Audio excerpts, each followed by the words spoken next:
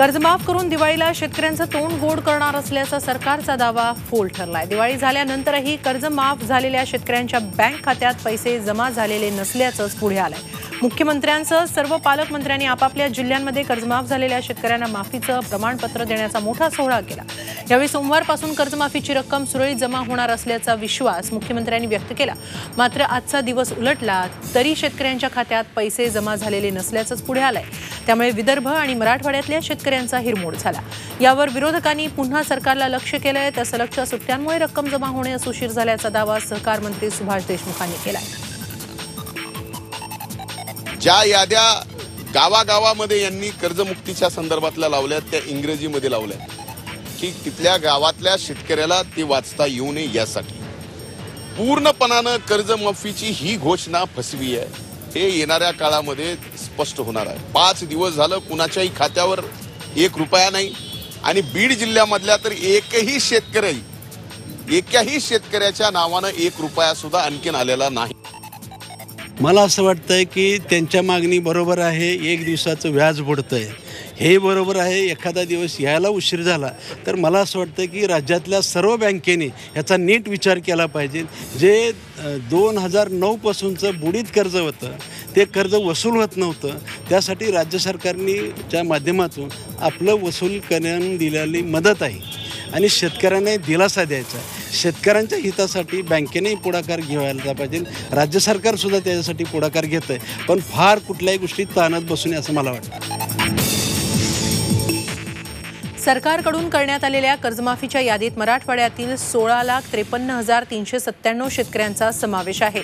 दिवाळीपूर्वी यातील काही शेतकऱ्यांना प्रातिनिधिक स्वरूपात कर्जमाफीचं प्रमाणपत्र देण्यात आलं। त्यानंतर सलगच्या सुट्ट्यांमुळे शेतकऱ्यांच्या खात्यावर पैसे जमा झाले नाहीत।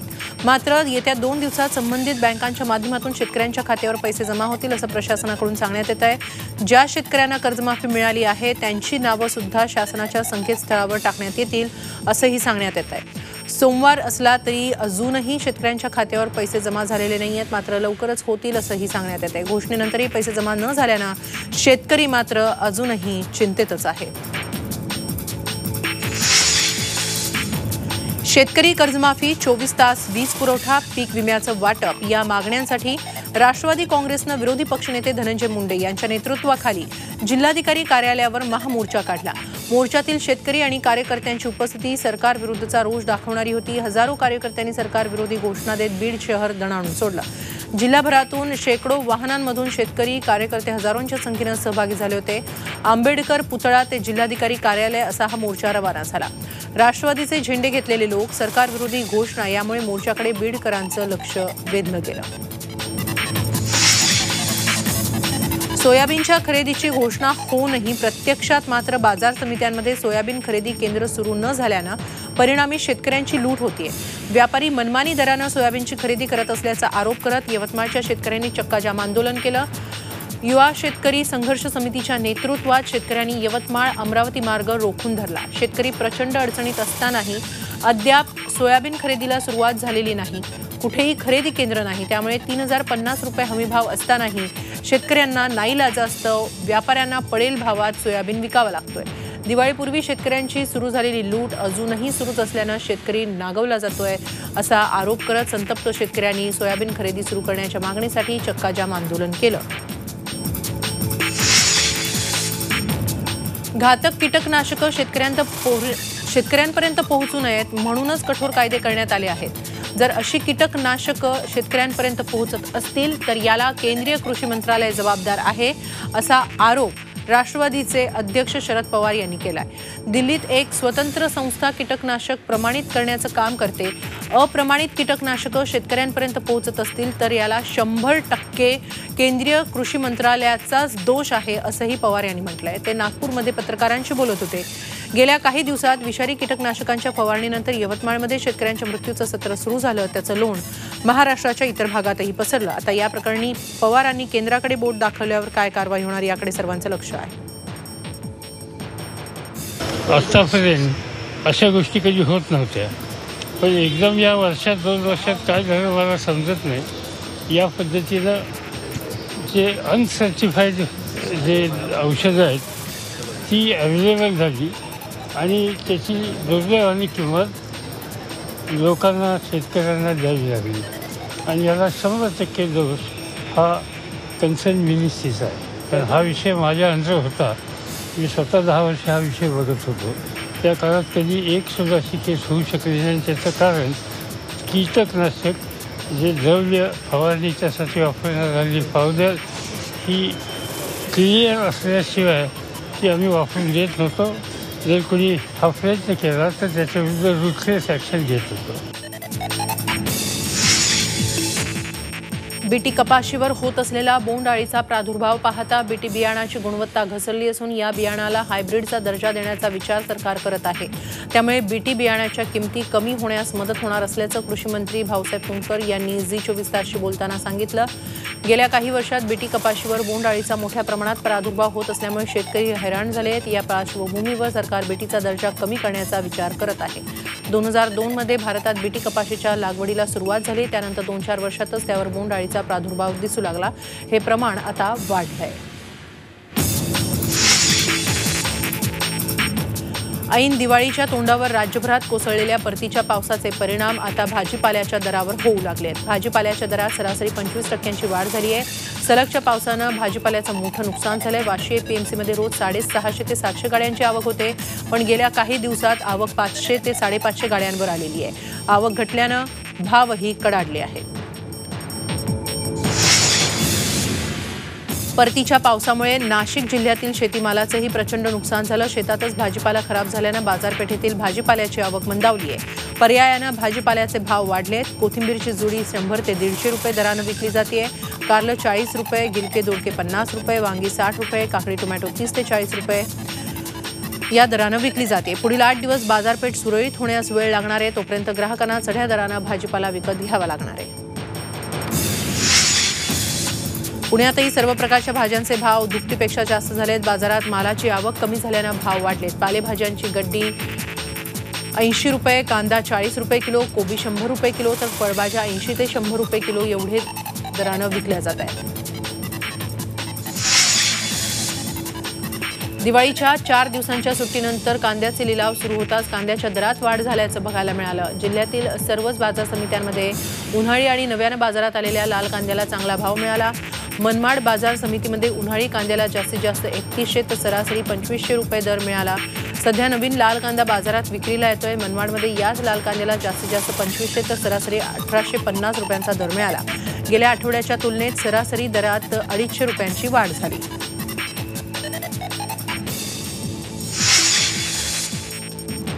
राष्ट्रवादी काँग्रेस पक्षाचे अध्यक्ष शरद पवार यांचा अमरावतीमध्ये सर्वपक्षीय सत्कार करण्यात आला. राजकीय आणि संसदीय कारकिर्दीला 50 वर्ष पूर्ण झाल्याच्या निमित्तानं मुख्यमंत्री देवेंद्र फडणवीस यांच्या हस्ते पवारांचा गौरव करण्यात आला. शहर आणि जिल्ह्यातल्या सर्व राजकीय नेत्यांनी मिळून या सोहळ्याचं आयोजन केलं होतं. या कार्यक्रमाला आनंद अडसूळ, गृहराज्यमंत्री रणजित पाटील उपस्थित होते. अमरावतीच्या शिवाजी एज्युकेशन सोसायटीच्या मैदानावर हा कार्यक्रम झाला. काँग्रेस प्रदेशाध्यक्ष अशोक चव्हाण मात्र कार्यक्रमाला प्रकृती अस्वास्थ्यामुळे अनुपस्थित राहिले. विशेषतः गेले 3 वर्ष या महाराष्ट्राचा राज्यकारभार मी सांभाळतोय आणि एक गोष्ट मी प्रामाणिकपणे या ठिकाणी कबूल करतो. पवार साहेबांचे आमचे राजकीय विचार वेगळे राहिले असतील. अनेक वेळा त्यांनी आमच्यावर टीका केली असेल, आम्ही त्यांच्यावर टीका केली असेल, पण महाराष्ट्राच्या हिताचा विषय जर असेल तर पवार साहेब मतांची चिंता न करता पाठीमागे उभे राहतात. महाराष्ट्राच्या हिताचा विषय असेल तर पवार साहेब मला काय घेणं देणं आहे हे मुख्यमंत्री आणि त्यांनी बघावं असा कधीच विषय नसतो. तर ते स्वतः समोरून फोन करून सांगतात की ही गोष्ट केली पाहिजे, यांनी महाराष्ट्राचं हित आहे, ही गोष्ट करू नये, यातनं अहित होईल, ही गोष्ट केल्यामुळे लोकांमध्ये क्षोभ तयार होईल, या गोष्टीमुळे लोकांमध्ये क्षोभ आहे तो तुम्ही बंद केला पाहिजे, त्याकरता तुम्ही अशी उपाययोजना केली पाहिजे. मला असं वाटतं की हा जो दिलदारपणा आहे, म्हणजे अनेक वेळा आपण असं म्हणतो की स्वार्थी मित्रापेक्षा दिलदार विरोधक हा अत्यंत चांगला असतो, तशा प्रकारचे दिलदार विरोधक हे पवार साहेब आहेत. या गावाचा, या जिल्ह्याचा आणि या सर्व विभागातल्या माणसाची एक प्रकारचा लोढानुबंध हा अनेक वर्षापासून असल्यामुळं आणि विदर्भाचा सर्वसामान्य माणूस हा प्रेम देण्याच्यासाठी, प्रेमाचा ओलावा देण्याच्यासाठी कधी हात अकडता घालत नाही. की गेले मी 50 वर्ष बघतोय आणि म्हणून आज या ठिकाणी मी हा स्वीकारण्याच्या संबंधीचा निर्णय घेतला आणि मी एवढाच विश्वास देतो की या राज्यातल्या शेवटच्या माणसाच्या हिताच्या जपणुकीच्यासाठी जे जे प्रश्न असतील, जे जे प्रसंग येतील, त्या सगळ्या काळामध्ये शेवटचा श्वास चालवेपर्यंत माझी साथ त्या चांगल्या कामाला असेल. दिवाळी संपली आहे. सुट्ट्या संपवून मुंबई आणि परिसरात नेहमीच्या कार्यालयीन वर्दळीला आणि गर्दीला सुरुवात झाली. असं असताना रेल्वे स्टेशनवरील फुटओव्हर ब्रिज आणि रेल्वे स्टेशन परिसरही फेरीवाला मुक्त झाल्याचं सुखद चित्र सोमवारी सकाळी पाहायला मिळालं. अत्यंत वर्दळीच्या दादरच्या फुटओव्हर ब्रिजनंही मोकळा श्वास घेतला. फुटओव्हर ब्रिजवर आरपीएफचा बंदोबस्त पाहायला मिळाला तर दादर रेल्वे स्टेशनजवळ अत्यंत वर्दळीचा फुल मार्केट परिसरही फेरीवाला मुक्त झाला. मुंबई महापालिकेच्या गाड्या या परिसरात तैनात आहेत. अनधिकृत फेरीवाल्यांविरोधात खळखळाट आंदोलन सुरू करणाऱ्या मनसे कार्यकर्त्यांची धरपकड आता पोलिसांनी सुरू केली आहे. ठाणे मनसे शहर अध्यक्ष अविनाश जाधव यांना नौपाडा पोलिसांनी ताब्यात घेतलंय. त्यांच्यासोबत 5 ते 6 कार्यकर्त्यांना ताब्यात घेण्यात आले. शनिवारी ठाणे स्टेशन परिसरात मनसेच्या कार्यकर्त्यांनी फेरीवाल्यांना मारहाण केली होती. त्याप्रकरणी पोलिसांनी ही कारवाई केली आहे. तिकडे कल्याण डोंबिवलीमध्येही 16 कार्यकर्त्यांना ताब्यात घेण्यात आलंय. डोंबिवली शहर अध्यक्ष मनोज घरत, नगरसेवक प्रकाश भोईर यांच्यासह 11 जणांना रामनगर पोलिसांनी तर कल्याणमधील 5 कार्यकर्त्यांना महात्मा फुले चौक पोलिसांनी अटक केली आहे. एल्फिस्टनची दुर्घटना अजून एवढ्या लवकर विसरून गेले का लोक? ही गर्दी, लाखो लोकांची गर्दी, त्यात हे फेरीवाले. तुम्ही सामान्य माणसांना जाऊन विचारा जे रेल्वेने प्रवास करतात रोज. या फेरीवाल्यांमुळे आधीच गर्दी होते. प्रचंड गर्दीमध्ये अशी दुर्घटना होऊ नये म्हणून आज आम्ही जे आंदोलन केलेलं आहे ते संपलं नाहीये. आंदोलन सुरूच राहील. फेरीवाले बसू देणार नाही. फेरीवाल्यांना पण तुमच्या माध्यमातून इशारा देतो, आपली उगाचची डेअरिंग करू नका. गावाला जाऊन शेतीभीती करा. राज ठाकरे यांचं अल्टिमेटम शुक्रवारी संपल्यानंतर शनिवारी मनसे कार्यकर्त्यांनी फेरीवाल्यांना चोप देऊन हुसकावून लावला. त्या आंदोलनानंतर 3 दिवसांनंतरही एकही फेरीवाला ठाणे स्टेशन परिसरात दिसला नाही. ठाणे मनपा कारवाई आणि मनसे आंदोलनामुळे फेरीवाले गायब झाले. भंडारा जिल्ह्यात शासनाचं आधारभूत धान्य खरेदी केंद्र सुरू करावं या मागणीसाठी शिवसेनेमार्फत भंडारा जिल्हाधिकारी कार्यालयावर बैलगाडीसह मोर्चा काढण्यात आला होता. सुरुवातीला पावसाची हुलकावणी आणि त्यानंतर परतीचा पाऊस यामुळे शेतकरी मेटाकुटीला आला असून आता शेतकऱ्यांवर खासगी व्यापाऱ्यांच्या दारात जाण्याची वेळ आली आहे. शासनानं धान्य खरेदी केंद्र सुरू करण्याची मागणी शिवसेनेनं केली आहे. जिल्ह्यातील शेतकऱ्याची स्थिती पाहता या हंगामात सुद्धा दिवाळीच्या अगोदर आधारभूत धान्य खरेदी केंद्र सुरू करणं आवश्यक होतं. मात्र यावर्षी दिवाळी लोटून सुद्धा आधारभूत धान्य खरेदी केंद्र सुरू न झाल्यामुळे शेतकऱ्यांना आपला माल मिळेल त्या भावानं व्यापाऱ्यांना विकावा लागणार आहे. त्यामुळे जिल्ह्यातील शेतकऱ्यांची होत असलेली आर्थिक पिळवणूक पाहता लवकरात लवकर आधारभूत धान्य खरेदी केंद्र सुरू करावं अशी मागणी शिवसेनेनं या मोर्चादरम्यान केली. दिवाळीसारखा एक सण चांगला आपल्या भारतामध्ये होतो आणि याच्यामध्ये हा आपला कृषीप्रधान देश आहे आणि या कृषीप्रधान देशामध्ये कृषीवर आधारित शेतकरी आहेत. त्या शेतकऱ्यांच्या पूर्ण उपजीविका शेतीवर असते आणि दिवाळीसारखा सण आल्यावर सुद्धा दिवाळीच्या पूर्वी यांनी धान खरेदी केंद्र सुरू करायला पाहिजे होता, तरी पण यांनी अजूनपर्यंत केलेलं नाही आहे. याच्यासाठी म्हणून आम्ही आज हा मोर्चा काढलेला आहे. नाशिकमध्ये ऐन दिवाळीच्या काळात सोनसाखळी तसंच वाहन चोरीच्या घटना घडल्या. या चोरीत चक्क नगरसेविकेचीही सोनसाखळी लुटण्यात आली.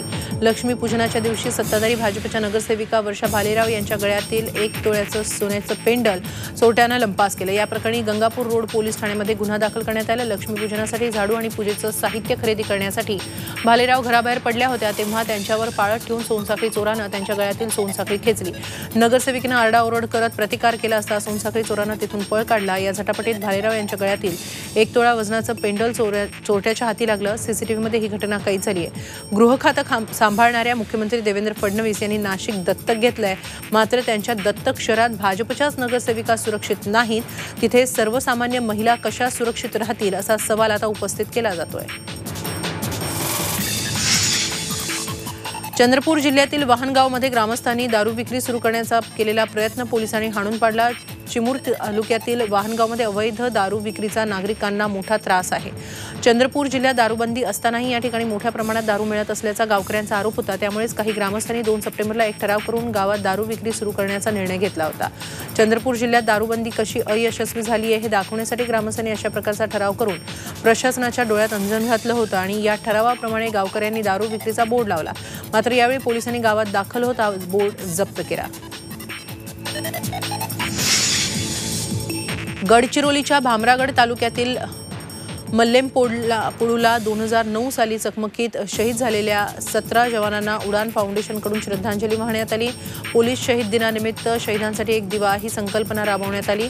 तसंच भामरागड सारख्या दुर्गम तालुक्यातील अनेक गावांमध्ये नक्षल कारवाया होत असल्यानं नागरिक दिवाळीसह इतर कोणतेही सण साजरे करत नाहीत. मात्र गडचिरोली पोलीस दल आणि अहेरीच्या उडान फाउंडेशनतर्फे अशा गावात दिवाळी मोठ्या उत्साहात साजरी केली जाते. यावेळी मुलांना आणि नागरिकांना मिठाई, फराळ, कपड्यांचं वाटप करण्यात आलं. आदिवासींच्या चेहऱ्यावर हास्य फुलवणाऱ्या कार्यक्रमामुळे उडानचे सदस्य आणि गडचिरोली पोलीस जवानांचं कौतुक होत आहे. मुंबई गोवा महामार्गावर संगमेश्वरच्या ओझरखोल इथं एसटी आणि खासगी मिनी बस यांच्यात समोरासमोर धडक झाली. या अपघातात 15हून अधिक प्रवासी जखमी झाले. रत्नागिरी चिपळूण बस आणि मुंबईहून येणारी मिनी बस यांच्यात हा अपघात झाला. तसंच यातच एसटीला इंडिका कारनं मागून धडक दिली. आज दुपारी ही घटना घडली. या अपघातामुळे महामार्ग अर्धा तास ठप्प झाला होता. जखमींवर संगमेश्वरमधील सरकारी रुग्णालयात उपचार सुरू असून मिनी बस ड्रायव्हरला कोल्हापूरला हलवण्यात आलाय. पावसाळा संपून हिवाळा सुरू होतो आहे, त्यामुळे लोकांना प्रतीक्षा आहे ती थंडीची. मात्र अद्याप वाऱ्याची दिशा ही नैऋत्य ईशान्य अशीच आहे. त्यामुळे गोव्यात अजून परतीचा पाऊस पोहोचलेलाच नाही.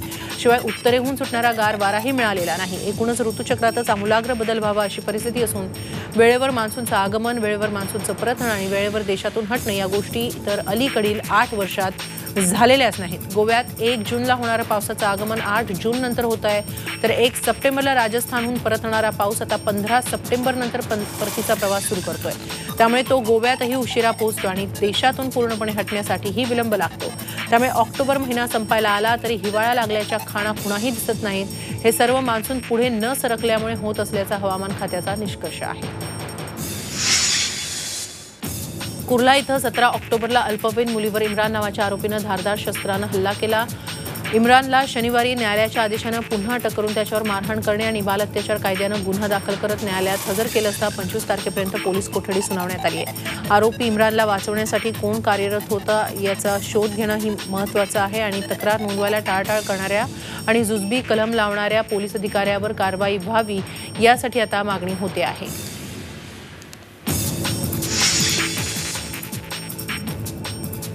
चौदा वर्षांच्या मुलीनं एका तरुणाला घाबरून धावत्या लोकलमधून उडी मारली. सीएसटी ते मस्जिद दरम्यान ही घटना घडली. 14 वर्षांची मुलगी रविवारी सकाळी 9:30 वाजता सीएसटीहून परळला जायला निघाली. कल्याण स्लो लोकलमध्ये ती बसली होती. सुट्टीचा दिवस असल्यानं तिच्या डब्यात कोणीही नव्हतं. त्याच वेळी गाडीत एक माणूस शिरला. त्या मुलीनं त्या तरुणाला डब्यातून उतरायला सांगितलं, पण त्यानं ऐकलं नाही. तिनं घाबरून ट्रेनची साखळी खेचली, पण ट्रेन थांबलीच नाही. अखेर त्या तरुणीनं घाबरून उडी मारली. सध्या तिच्यावर सेंट जॉर्ज हॉस्पिटलमध्ये उपचार सुरू आहेत. पुणे जिल्ह्यातील इंदापूरच्या बाबीर देवस्थान यात्रेला सुरुवात झाली आहे. धनगर समाजाचं श्रद्धास्थान असलेल्या या यात्रेत राज्याचे जलसंपदा मंत्री राम शिंदे देखील सहभागी झाले. यात्रेत राम शिंदे यांनी चक्क गळ्यात ढोल घालून प्रसिद्ध गजढोल नृत्य केलं. त्यांच्या या नृत्यानं उपस्थितांना आश्चर्याचा धक्काच बसला. बाबीर यात्रेसाठी महाराष्ट्रातील कानाकोपऱ्यासह कर्नाटक, आंध्र प्रदेशातून लाखो भाविक हजेरी लावतात.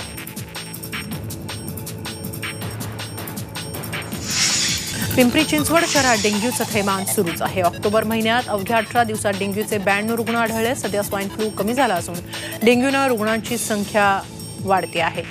महापालिकेच्या वैद्यकीय विभागानं 8 दिवसांपूर्वी दिलेल्या आकडेवारीमध्ये डेंग्यूचे 64 रुग्ण आढळले होते. यानंतर 8 दिवसांमध्ये पुन्हा 28 जणांना डेंग्यूची लागण झाली आहे. स्वाईन फ्लूप्रमाणे डेंग्यूचा धोकाही दिवसेंदिवस वाढताना दिसतोय. त्यामुळे नागरिकांनी काळजी घेण्याचं आवाहन आरोग्य विभागानं केलंय. राज्यातील तलाठ्यांनी दाखला देणं बंद आंदोलन सुरू केलं. या आंदोलनात अंबरनाथ तालुक्यातील तलाठी आणि मंडळ अधिकारी देखील सहभागी झाले. सरकारचे हे दाखले देण्याबाबत कोणतीच तरतूद नाही. त्यामुळे शासनानं आदेश द्यावेत अशी मागणी संघटनेच्या वतीनं करण्यात आली आहे.